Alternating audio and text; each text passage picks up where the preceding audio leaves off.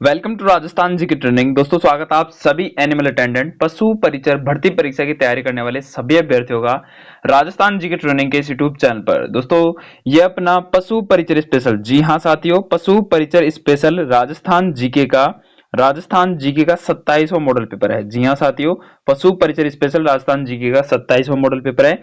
अगर आपने अभी तक 26 मॉडल पेपर हमारे इस यूट्यूब चैनल के नहीं देखे तो नीचे डिस्क्रिप्शन बॉक्स में लिंक दिया गया है, जाकर के सभी 26 मॉडल पेपर को एक बार चेक जरूर करना। महत्वपूर्ण प्रश्न का संग्रह आपको देखने को मिलेगा। तो चलिए बिना किसी विलंब के आज के 27वें मॉडल पेपर की शुरुआत करते हैं, जो आपके लिए बहुत ही शानदार साबित होने वाला है। इसमें अपन 45 महत्वपूर्ण प्रश्नों की बात करेंगे। ठीक है, तो चलते हैं, देखते हैं आपके कितने प्रश्न सही होते हैं। चलिए शुरू करते हैं। तो पहला प्रश्न अपना है दोस्तों, पहला प्रश्न है कि निम्नलिखित में से कौन सा समाचार पत्र और स्थापना का स्थान सही नहीं है। यानी कि इनमें से समाचार पत्र और स्थान है, स्थापना का स्थान है, वो कौन सा सही नहीं है। तो देश हितैषणी सभा की, देश हितैषणी सभा नहीं है, समाचार पत्र है। देश हितैषी समाचार पत्र अजमेर से स्थापित हुआ था, बिल्कुल सही है।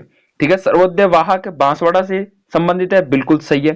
ठीक है, और प्रभात अपने जयपुर से संबंधित है, लेकिन जय भूमि अपने जोधपुर की नहीं है, ये गलत आ जाएगा। जय भूमि समाचार पत्र अपने जोधपुर से संबंधित नहीं है, ये अपना राइट आंसर आ जाएगा। ठीक है, चलिए option number C right answer आ जाएगा। चलिए अगले प्रश्न की बात करते हैं साथियों। अगला प्रश्न है, अगला इंपॉर्टेंट प्रश्न दोस्तों, कई बार एग्जाम में पूछा जा चुका है कि मंगला भाग्यम और ऐश्वर्या क्या है। तो मंगला भाग्यम और ऐश्वर्या क्या है। जैसलमेर के क्रूड क्रूड यानी कुएं, क्रूड यानी कुएं, ठीक है, क्रूड तेल भंडार क्षेत्र, बाड़मेर के क्रूड तेल भंडार क्षेत्र, या फिर बीकानेर के क्रूड तेल भंडार, या फिर बाजरे की किस्में। तो दोस्तों मंगला भाग्यम और ऐश्वर्या दोस्तों ये तेल तेल के भंडार क्षेत्र है, लेकिन ये है कहां की, बिल्कुल ये बाड़मेर के तेल के भंडार क्षेत्र है। ठीक है, बाड़मेर के तेल के भंडार क्षेत्र है मंगला भाग्यम और ऐश्वर्या।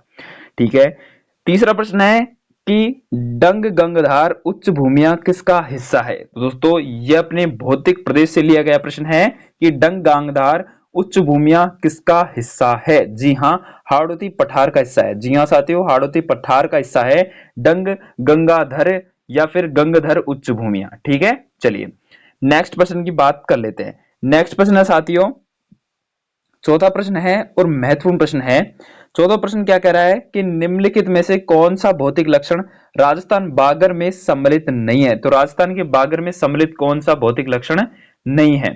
तो भाई गोडवाड़ प्रदेश है, आंतरिक प्रवाह का मैदान है, नमकीन झीलें हैं। ठीक है, लेकिन छप्पन का मैदान, जी हाँ साथियों, छप्पन का मैदान अपने राजस्थान बागर में सम्मिलित नहीं है। ठीक है, छप्पन का मैदान अपने राजस्थान बागर में सम्मिलित नहीं है।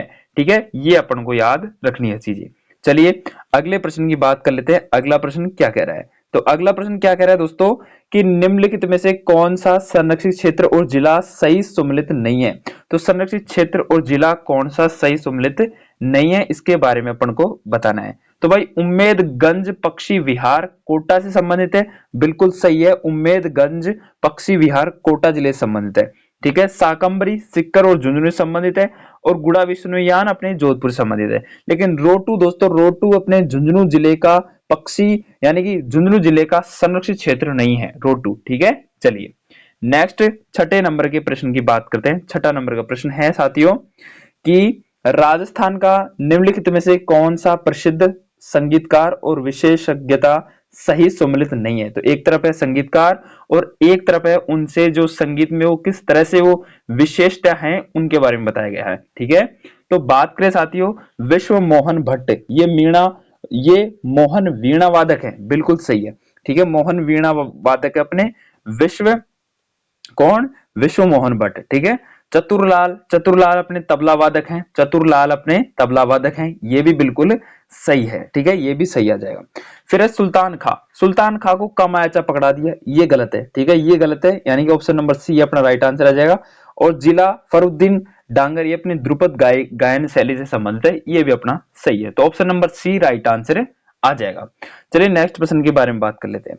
सातवां प्रश्न है कि निम्नलिखित में से कौन सा बनास संस्कृति का स्थल नहीं है। तो बनास संस्कृति का स्थल कौन सा नहीं है, इसके बारे में बात करते हैं। तो बनास संस्कृति के स्थल में से कौन सा नहीं है, चलिए देखते हैं बनास संस्कृति का स्थल कौन सा नहीं है। क्या गिलुंड बनास संस्कृति का हिस्सा है, बिल्कुल है। ठीक है, बागाथल है, ओजियाना है, लेकिन तिलवाड़ अपने बनास संस्कृति का हिस्सा नहीं है। ठीक है, चलिए अगला प्रश्न है साथियों कि मेवाड़ पुकार क्या था या फिर क्या थी। बिल्कुल सबको पता होना चाहिए मेवाड़ पुकार क्या था।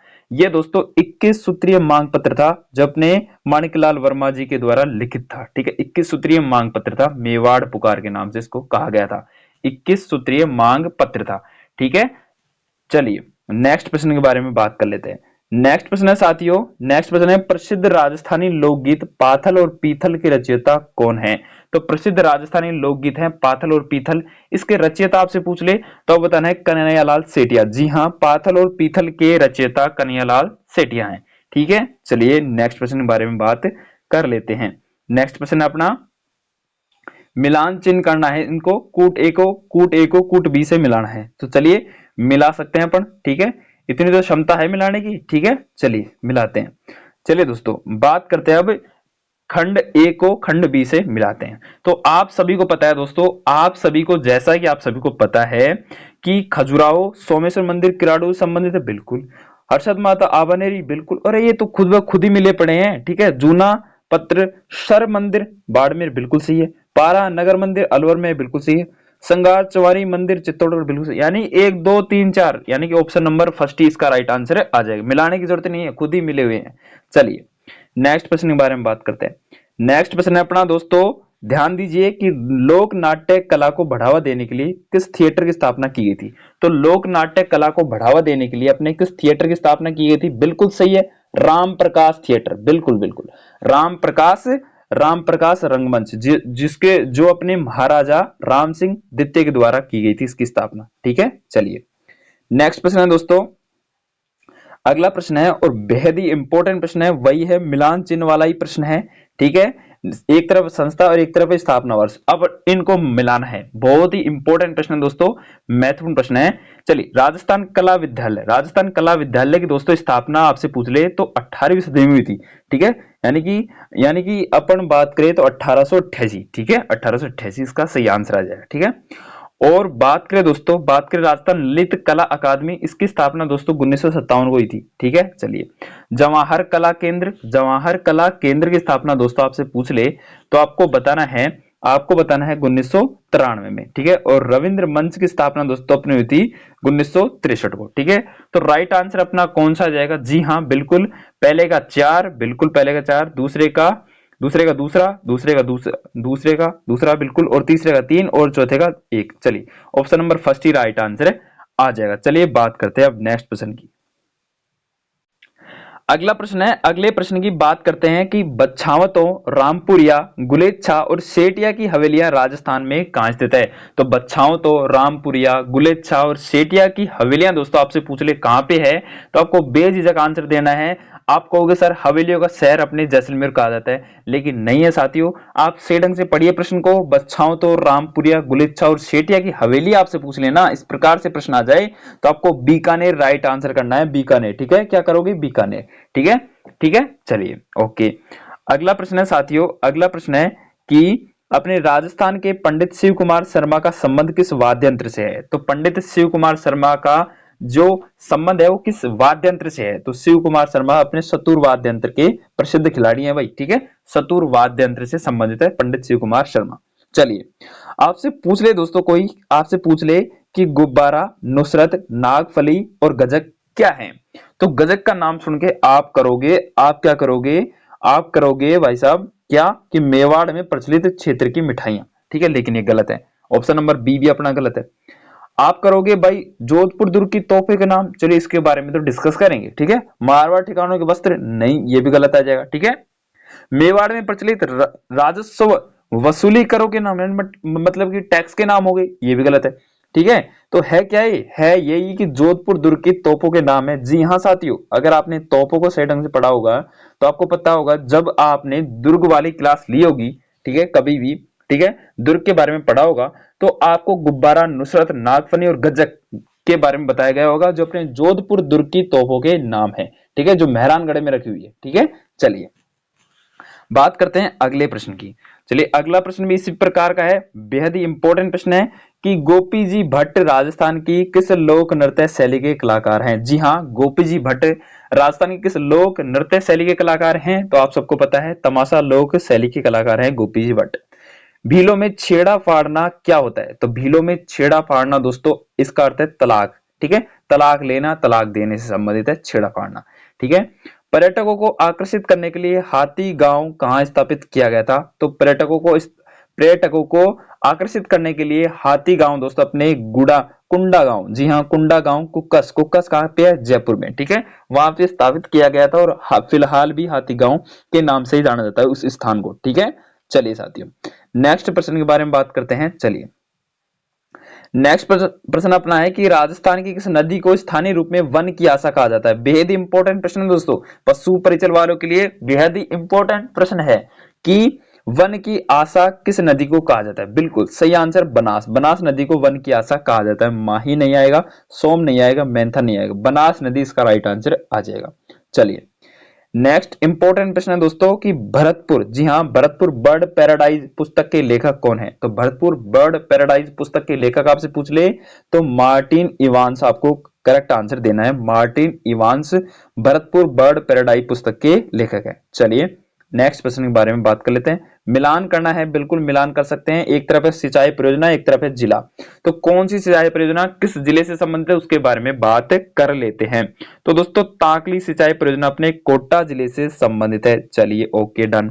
पीपलाड अपने झालावाड़ से संबंधित है। लहासी लहासी लहासी लहासी कहां संबंधित है भाई? लहासी, अरे आप सबको पता है लहासी कहां संबंधित है? लहासी बारा की संबंधित है। और सुकली अपने किसकी रही? सिरोही की। सुकली अपनी सिरोही की। तो right answer option number A ही राइट आंसर आ जाएगा। ठीक है, चलिए दो तो सीधे सीधे मिल रहे हैं और एक को एक दूसरे के आड़े तिरछे करने होते हैं। ठीक है, बस राइट आंसर आ जाएगा। चलिए साथियों बात करते हैं नेक्स्ट प्रश्न की। तो मोती भारत, जी हाँ मोती भारत किस जिले में पारंपरिक कढ़ाई का नाम है? तो मोती भारत किस जिले की पारंपरिक कढ़ाई का नाम है? बिल्कुल बिल्कुल जालोर जिले की जो पारंपरिक कढ़ाई है उसको मोती भारत के नाम से जाना जाता है। निम्नलिखित में से कौन सा कथन सही है? सही तो कथन की पहचान करनी है, तो सही कथन की पहचान अपना आसानी से कर सकते हैं। देखिए नीचे शुरू करते हैं। केंद्रीय भेड़ प्रजनन केंद्र चूरू में है क्या? नहीं, बिल्कुल नहीं है सर। केंद्रीय भेड़ प्रजनन केंद्र अपने अविकानगर टोंक में है। ठीक है ओके। केंद्रीय पशु प्रजनन केंद्र चित्तौड़गढ़ में है क्या? नहीं, ऐसा भी नहीं है। चलिए राष्ट्रीय अश्व अनुसंधान केंद्र बारह में है क्या? नहीं, ऐसा भी नहीं है। चलिए तो फिर कौन सा सही आ जाएगा? बच्चा जो ही सही आ जाएगा, यानी कि राष्ट्रीय उष्ट या ऊंट अनुसंधान केंद्र पूछ ले तो जोहड़बीड़ बीकानेर में है, तो बीकानेर दे रखा है, राइट आंसर आ जाएगा। चलिए साथियों अगले प्रश्न की बात कर लेते हैं कि और बोडी चंदू जी का घड़ा और बोडी गामा स्थान किसके लिए प्रसिद्ध है? तो चंदू जी का घड़ा के नाम से आपको याद आ रहा हो तो तीर बनाने के लिए प्रसिद्ध है चंदू जी घड़ा, और बोडी गामा भी अपने तीर बनाने के लिए प्रसिद्ध है ये जगह। ठीक है, चलिए नेक्स्ट प्रश्न में बात करें, बेहद इंपॉर्टेंट प्रश्न है। वनस्पति संबंधित राजस्थान की सालर के जंगल कहां पे ज्यादातर पाए जाते हैं? तो सालर के जंगल दोस्तों अलवर, मुख्यतः अलवर, उदयपुर, सिरोही और अजमेर जिलों में पाए जाते हैं। ठीक है, अलवर, उदयपुर, सिरोही और अजमेर जिलों में राजस्थान में सालर वन पाए जाते हैं। चलिए अगला प्रश्न है कि थॉर्नवेट के वर्गीकरण के अनुसार निम्नलिखित में से कौन सा उष्णकटिबंधीय मरुस्थलीय जलवायु का प्रतिनिधित्व करता है? तो ऑप्शन देखते हैं और आंसर टिक करते हैं। यानी कि अपन को बताना है उष्ण मरुस्थलीय जलवायु से संबंधित, थॉर्नवेट के अनुसार मरुस्थलीय जलवायु से संबंधित बात करें तो EAW आ जाएगा। मरुस्थली में तो अपने EAW आ जाएगा। थॉर्नवेट का जलवायु वर्गीकरण है ये। ठीक है, चलिए अगला है राजस्थान राज्य में प्रचलित सांगड़ी प्रथा क्या है? भाई सांगड़ी प्रथा आपसे पूछ ले तो बंधुआ मजदूरी प्रणाली को सांगड़ी प्रथा कहा जाता है राजस्थान में। ठीक है, बंधुआ मजदूरी प्रणाली को। ठीक है, चलिए अगला प्रश्न है कि पन्ना धाय ने अपने ही बेटे के जीवन का बलिदान देकर किस राजकुमार की जान बचाई? इससे सरल प्रश्न तो कोई सा हो सकता है क्या? सबको पता है इसके बारे में कि सर उदय सिंह की बचाई थी, महाराणा प्रताप के पिता उदय सिंह की बचाई थी। चलिए जहांगीर ने दल खम्बन या दल थम्बन या सेना के नियंत्रक की उपाधि किसको दी थी? तो जहांगीर ने दल खम्बन या फिर दल थम्बन की उपाधि दोस्तों अपने किसको दी थी? आप सबको पता है गज सिंह को दी थी। गज सिंह को दी थी, गज सिंह को। ठीक है, चलिए कौन सा एक प्रकार का पहाड़ी किला नहीं है? तो कौन सा एक प्रकार का पहाड़ी किला नहीं है इसके बारे में बताना है। तो मेहरानगढ़ पहाड़ी किला है, तारागढ़ पहाड़ी किला है, झालोर पहाड़ी किला है। बैसरोडगढ़ अपने पहाड़ी किला नहीं है दोस्तों, बैसरोडगढ़ अपने जलदुर्ग की श्रेणी में आता है। ठीक है, बैसरोडगढ़ अपने जलदुर्ग की श्रेणी में आता है, राइट आंसर आ जाएगा। चलिए नेक्स्ट प्रश्न है कि निम्नलिखित में से कौन सा जैन त्योहार नहीं है, तो कौन सा जैन त्योहार नहीं है इसके बारे में बताना है। तो 10 लक्षण पर्व जैन पर्व है, महावीर जयंती जैनों की है, सुगंध दशमी पर्व जैनों की, बड़ी सातम दोस्तों अपने जैन त्योहार में शामिल नहीं है। ठीक है, चलिए यानी कि जिसको जैनी नहीं मनाते उसको बोलते हैं जैन त्योहार नहीं है। ठीक है, गैटोर स्थित कछवार शासकों की छतरियां किस किले की तलेटी में मिलती है, बेहद ही इंपॉर्टेंट प्रश्न है। यानी कि गैटोर स्थित कछवार शासकों की जो छतरियां है वो किस किले की तलेटी में है। बिल्कुल आप सबको पता होगा कि अपने गैटोर में क्या है, गैटोर में कछवार शासकों की छतरियां हैं और वो किस किस किस किले की तलेटी में है, बिल्कुल नाहरगढ़ किले की तलेटी में। किसकी, नाहरगढ़ किले की तलेटी में है, नाहरगढ़ किले की तलेटी में। आमेर नहीं करना दोस्तों, आमेर नहीं करना, ठीक है, नाहरगढ़ करना है। यहाँ पे नाहरगढ़ में ही एक जैसे 9 महल है। बेहद इंपॉर्टेंट प्रश्न है कि गैटोर स्थित कछवार शासकों की छतरियां किस किले की तलेटी में मिलती हैं, तो नाहरगढ़ की किले की तलेटी में मिलती है। ठीक है, एक जैसे 9 महल भी यहीं पे हैं। ठीक है, यहीं पे है। ठीक है, महाराजा जो सवाई माधो सिंह के द्वारा बनवाए गए थे। ठीक है, चलिए अगला नारायणी माता का मेला जो अलवर में लगता है, नारायणी माता अलवर का मेला किस तिथि को आयोजित होता है। तो दोस्तों नारायणी माता का जो मेला है वो सिर्फ हमसे 17 किलोमीटर की दूरी पे लगता है। ठीक है, यानी कि नारायणी माता के आसपास का ही रहने वाला हूँ। ठीक है, तो हमसे ये दोस्तों 17 किलोमीटर की दूरी पर स्थित मंदिर है, बड़ा शानदार है, सैन्य समाज की कुलदेवी है नारायणी माता। इसका मेला दोस्तों प्रतिवर्ष दोस्तों आपको बता दूं, इसका मेला प्रतिवर्ष बैसाख शुक्ल एकादशी को बढ़ता है, बैसाख शुक्ल एकादशी को बढ़ता है। कभी आओ तो मेरे से संपर्क जरूर कर लेना। ठीक है, मैं मिल जाऊंगा आपको। ठीक है, चलिए नेक्स्ट प्रश्न है साथियों कि प्रसिद्ध पेंटिंग गीत गोविंद किस शैली से संबंधित है। तो गीत गोविंद किस शैली से संबंधित है भाई, बिल्कुल मेवाड़ शैली से संबंधित है गीत गोविंद, तो मेवाड़ शैली से संबंधित है। मामादेव का कुंड कई बार एग्जाम में पूछा जाता है, मामादेव का कुंड तो भाई कुंभलगढ़ दुर्ग में है, कुंभलगढ़ दुर्ग में मामादेव का कुंड कुंभलगढ़ दुर्ग में है।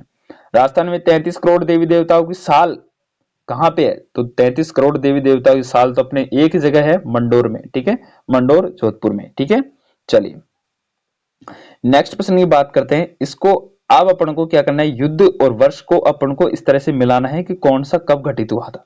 चलिए मिला सकते हैं दोस्तों। आप सबको पता है तराइन का युद्ध कब हुआ था, तराइन का युद्ध सबको पता है, बिल्कुल सर सबको पता है 1191 में हुआ था। ओके डन, चलिए 1191 में तराइन का युद्ध हुआ था, मैंने मान लिया आपकी बात। ठीक है, चलिए तो सारंगपुर का युद्ध कब हुआ था, तो सारंगपुर का युद्ध हुआ था 1437 को। ठीक है, और फिर खातोली का युद्ध कब हुआ था, खातोली का युद्ध कब हुआ था, खातोली का बताइए अब, खातोली का, जी हाँ 1517 को। बचा कौन सा, सुमेल का युद्ध 1544, तो option number B right answer आ जाएगा।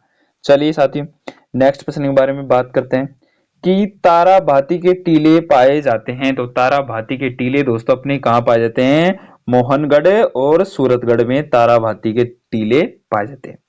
निम्नलिखित में से कौन सी पर्वत चोटी और उनकी ऊंचाई सही सम्मिलित नहीं है, इसके बारे में बताना है। तो बता सकते हैं जगरा नहीं है दोस्तों, जरगा पहाड़ी है जिसकी सही है 1431 है।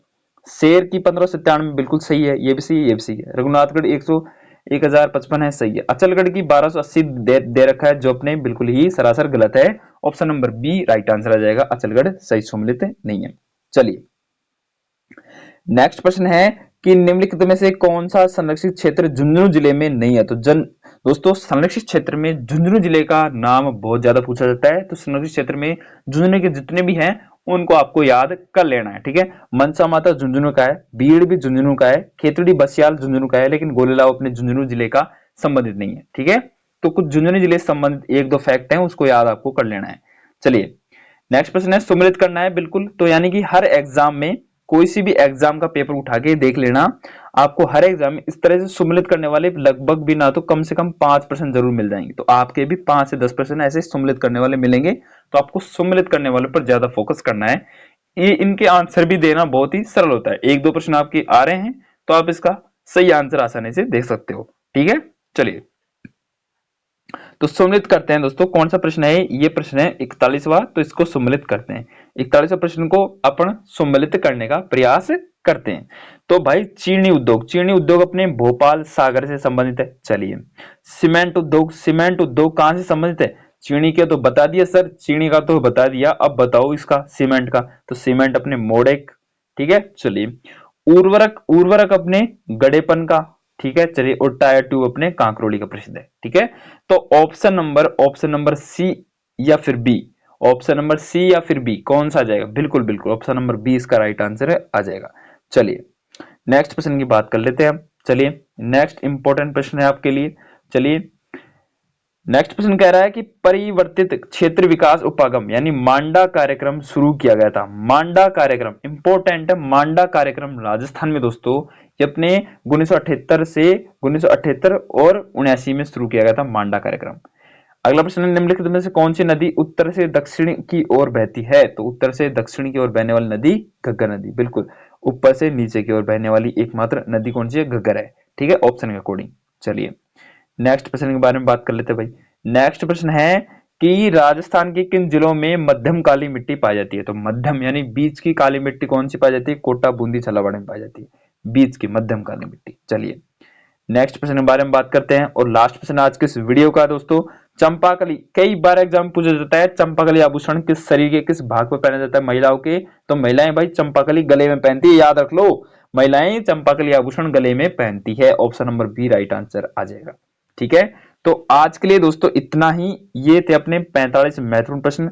आपके 45 प्रश्नों में से कितने प्रश्न सही हुए नीचे कमेंट के माध्यम से जरूर बताकर जाना, और वीडियो को लाइक कर देना, चैनल को सब्सक्राइब कर लीजिए। ऐसे ही प्यार और सपोर्ट बनाए रखिएगा, ठीक है। कमेंट में बता सकते हो कि आपको क्या प्रॉब्लम आ रही है पढ़ाई से संबंधित, या फिर आपको क्या और चाहिए नया नवीनतम, ठीक है।